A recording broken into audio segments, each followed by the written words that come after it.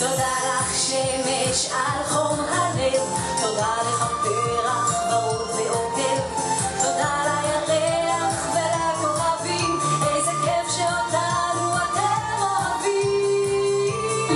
אני התעצבנתי ולה מילים לא יפות אני אמרתי, אבל באמת ממש אני לא התכוונתי. אני יודעת, אבל כשמילה יוצאת מהפה אי אפשר לאכול אותה בחזרה, נכון?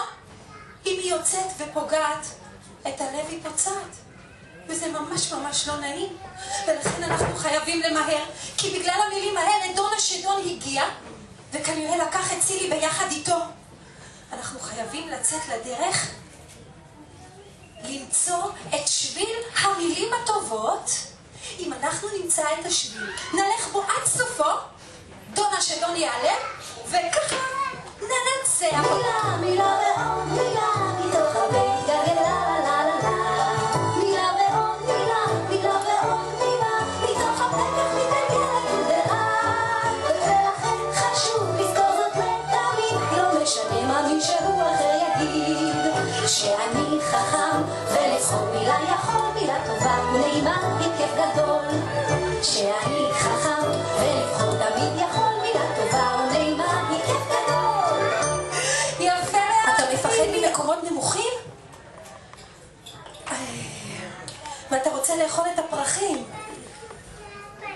אתה יודע, פופיק, שכולם מפחדים לפעמים? נכון שכולם מפחדים לפעמים? צריכים להיות מהחיים. שים לב.